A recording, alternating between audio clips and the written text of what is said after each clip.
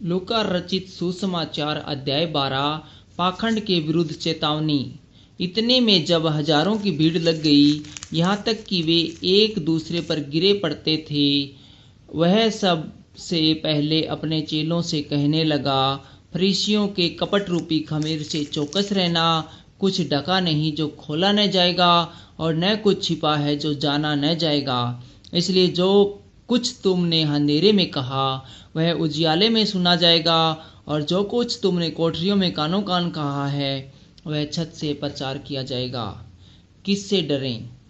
मैं तुमसे जो मेरे मित्र हो कहता हूँ, जो शरीर को घात करते हैं परंतु उसके पीछे और कुछ नहीं कर सकते, उससे मत डरो। मैं तुम्हें चिताता हूँ कि तुम्हें किससे डरना चाहिए। घात करने के बाद जिसको नरक में डालने का अधिकार है, उसी से डरो। हाँ, मैं तुमसे कहता हूँ, उसी से डरो। क्या 2 पैसे की 5 गौरैया नहीं बिकती, तो भी परमेश्वर उनमें से एक को भी नहीं भूलता। तुम्हारे सिर के सब बाल भी गिने हुए हैं, इसलिए डरो नहीं, तुम बहुत गर्वियों से बढ़कर हो।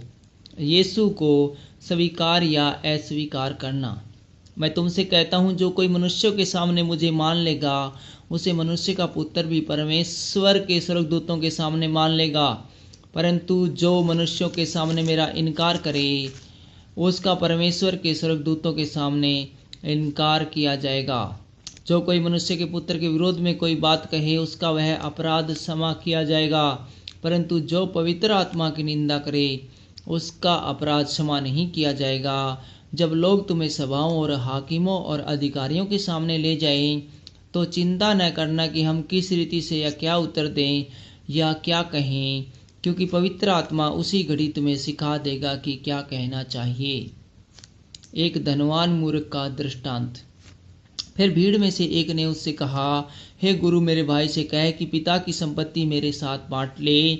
उसने उनसे कहा, हे मनुष्य, किसने मुझे तुम्हारा न्याय या बांटने वाला नियुक्त किया है? और उसने उनसे कहा, चौकस रहो और हर एक के लोभ से अपने आप को बचाए रखो, क्योंकि किसी का जीवन उसकी संपत्ति की बहुतायता से नहीं होता। उसने उनसे एक दृष्टांत कहा, किसी धनवान की भूमि में बड़ी उपज हुई। तब वह अपने मन में विचार करने लगा, मैं क्या करूं, क्योंकि मेरे यहाँ जगह नहीं जहाँ अपनी उपज इत्यादि रखूं।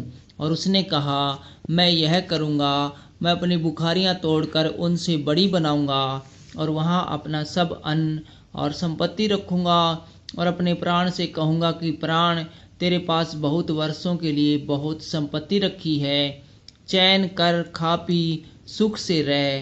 परंतु परमेश्वर ने उससे कहा, हे मूर्ख, इसी रात तेरा प्राण तुझसे ले लिया जाएगा। तब जो कुछ तूने इकट्ठा किया है वह किसका होगा? ऐसा ही वह मनुष्य भी है जो अपने लिए धन बटोरता है, परंतु परमेश्वर की दृष्टि में धनी नहीं। परमेश्वर पर भरोसा रखो।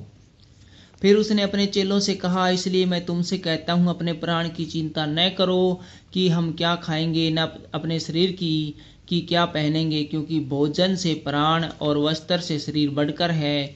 कुओं पर ध्यान दो, वे न बोते हैं, न काटते हैं, न उनके भंडार और न उनके खत्ता होता है, तो भी परमेश्वर उन्हें पालता है। तुम्हारा मूल्य पक्षियों से कहीं अधिक है। तुम में से ऐसा कौन है जो चिंता करने से अपनी आयु में एक घड़ी भी बढ़ा सकता है?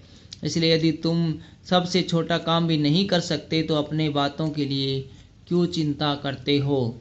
सोसनों के पेड़ों पर ध्यान करो कि वे कैसे बढ़ते हैं। वे न परिश्रम करते न काटते हैं। तो भी मैं तुमसे कहता हूँ कि सुलेमान भी अपने सारे वैभव में उनमें से किसी एक के समान वस्त्र पहने न हुए था। इसलिए यदि परमेश्वर मैदान की घास को जो आज है कल भाड़ में झोंकी जाएगी ऐसा पहनाता है, तो हे अल्प विश्वासियों, वह तुम्हें क्यों न पहनाएगा। और तुम इस बात की खोज में न रहो कि क्या खाएंगे और क्या पिएंगे, और न संदेह करो, क्योंकि संसार की जातियां इन सब वस्तुओं की खोज में रहती है, और तुम्हारा पिता जानता है कि तुम्हें इन वस्तुओं की आवश्यकता है। परंतु उसके राज्य की खोज में रहो, तो ये वस्तुएं भी तुम्हें मिल जाएंगी। स्वर्गीय धन। हे छोटे झुंड, मत डर, क्योंकि तुम्हारे पिता को यह भाया है कि तुम्हें राज्य दे।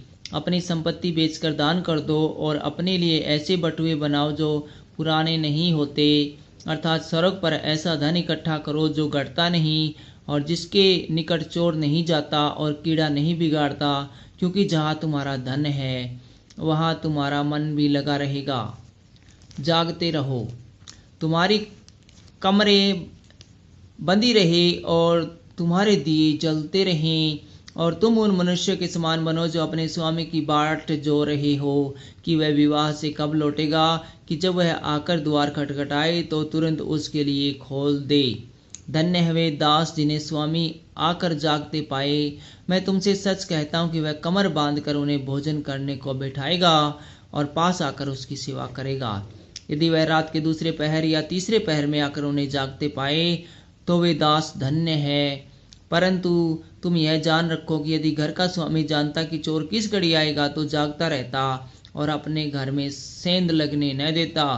तुम भी तैयार रहो, क्योंकि जिस घड़ी तुम सोचते भी नहीं उसी घड़ी मनुष्य का पुत्र आ जाएगा। विश्वास योग्य या अविश्वास योग्य दास। तब पतरस ने कहा, हे प्रभु, क्या यह दृष्टांत तू हम में से या सबसे कहता है? प्रभु ने कहा, वह विश्वास योग्य और बुद्धिमान भंडारी कौन है जिसका स्वामी उसे नौकर चाकरों पर सरदार ठहराए कि उन्हें समय पर भोजन सामग्री दे। धन्य है वह दास जिसे उसका स्वामी आकर ऐसा ही करते पाए। मैं तुमसे सच कहता हूँ, वह उसे अपनी सब संपत्ति पर अधिकारी ठहराएगा। परंतु यदि वह दास सोचने लगे कि मेरा स्वामी आने में देर कर रहा है, और दासों और दासियों को मारने पीटने लगे और खाने पीने और पियक्कड़ होने लगे, तो उस दास का स्वामी ऐसे दिन जब वह उसकी बाट न जो रहे हो, ऐसी घड़ी जिसे वह जानता न हुआ आएगा और उसे भारी दंड देकर उसका भाग अविश्वासियों के साथ ठहराएगा। वह दास जो अपने स्वामी की इच्छा जानता था और तैयार न रहा और न उसकी इच्छा के अनुसार चला, वह बहुत मार खाएगा। परंतु जो नहीं जानकर मार खाने के योग्य काम करे, वह थोड़ी मार खाएगा। इसलिए जिसे बहुत दिया गया है उससे बहुत मांगा जाएगा, और जिसे बहुत सौंपा गया है उससे बहुत लिया जाएगा। यीशु के आवागमन का परिणाम। मैं पृथ्वी पर आग लगाने आया हूँ और चाहता हूँ कि केवल यह कि अभी सुलग जाती।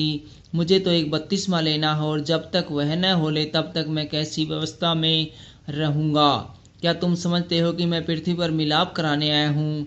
मैं तुमसे कहता हूँ नहीं, वरन अलग कराने आया हूँ। क्योंकि अब से एक घर में 5 जन आपस में विरोध रखेंगे, 3 2 से और 2 3 से, पिता पुत्र से और पुत्र पिता से विरोध रखेगा, माँ बेटी से और बेटी माँ से, सास बहू से और बहू सास से विरोध रखेगी। समय के लक्षण। उसने भीड़ से भी कहा, जब तुम बादल को पश्चिम से उठते देखते हो तो तुरंत कहते हो कि वर्षा होगी, और ऐसा ही होता है। और जब दक्षिणी हवा चलती देखते हो तो कहते हो कि लू चलेगी, और ऐसा ही होता है।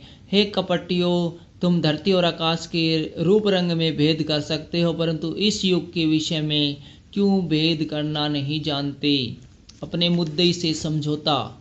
तुम आप ही निर्णय क्यों नहीं कर लेते कि उचित क्या है? जब तू अपने मुद्दई के साथ हाकिम के पास जा रहा है तो मार्ग में ही उससे छूटने का प्रयत्न कर ले। ऐसा न हो कि वह तुझे न्यायी के पास खींच ले जाए और न्यायी तुझे सिपाहियों को सौंपे और सिपाही तुझे बंदी गृह में डाल दे। मैं तुमसे कहता हूँ कि जब तक तू दमड़ी दमड़ी भर न देगा तब तक वहाँ से छूटने न पाएगा।